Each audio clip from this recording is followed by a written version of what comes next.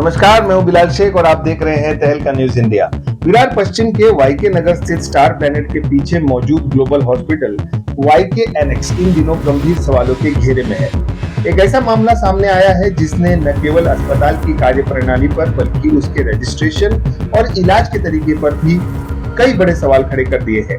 पीड़ित मरीज सागर चौहान के परिवार का आरोप है कि वे अपने बेटे को केवल ब्लड ट्रांसफ्यूजन यानी खून चढ़ाने के लिए अस्पताल लेकर गए थे।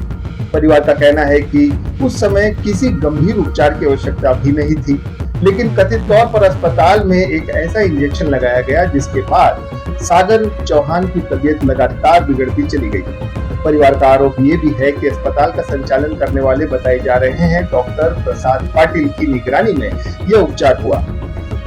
उनका कहना है कि इंजेक्शन लगाने के बाद सागर की हालत और खराब हो गई, जिसके बाद उसे दूसरे अस्पताल में भर्ती कराना पड़ा। अब परिवार का दावा है कि डॉक्टरों ने उसे लीवर ट्रांसप्लांट की आवश्यकता तक बता दी है। सबसे बड़ा सवाल यह है कि आखिर वह इंजेक्शन किस आधार पर लगाया गया। इस मामले की जांच के दौरान तहलका न्यूज इंडिया ने अस्पताल के रजिस्ट्रेशन से जुड़े दस्तावेजों में सामने आए नाम डॉक्टर सोनू पुरी से बात की।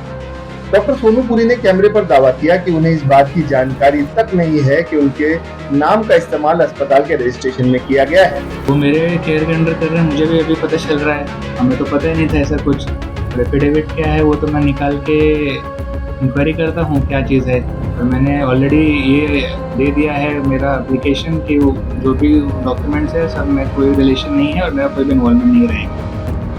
अगर ये दावा सही है तो सवाल उठता है कि वीवीसीएमसी महानगर पालिका में जमा किए गए दस्तावेज आखिर किसके थे।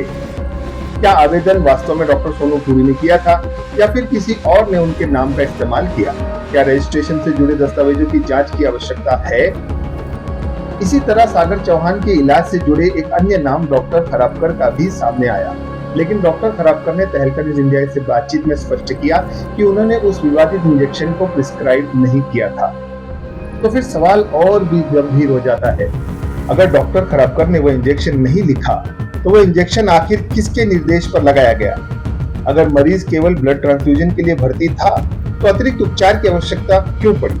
अगर अस्पताल के रजिस्ट्रेशन में जिन डॉक्टरों के नाम सामने आ रहे हैं उन्हें ही इसकी जानकारी नहीं है तो आखिर इस पूरे सिस्टम को कौन चला रहा था। सूत्रों के हवाले से ये भी चर्चा है कि अस्पताल से जुड़े कुछ अन्य मामले जैसे मेडिक्लेम, फर्जी मेडिक्लेम मामले की भी जांच की मांग उठ रही है। हालांकि इन दावों की स्वतंत्र पुष्टि और आधिकारिक जांच होना अभी बाकी है। अब इन सभी सवालों का जवाब जांच एजेंसियां और संबंधित अधिकारियों को तलाशना होगा। क्या इस मामले में चिकित्सीय लापरवाही हुई, क्या अस्पताल के रजिस्ट्रेशन की प्रक्रिया में कोई गड़बड़ी हुई, क्या संबंधित दस्तावेजों की सत्यता की जांच होगी और क्या पीड़ित परिवार को न्याय मिलेगा।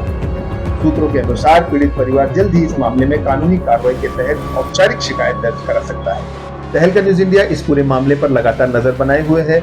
जैसे जैसे नए दस्तावेज, नए तथ्य और नए बयान सामने आएंगे हम आपको सबसे पहले और सबसे सटीक जानकारी पहुंचाएंगे। देखते रहिए तहलका news India. Like, share, subscribe.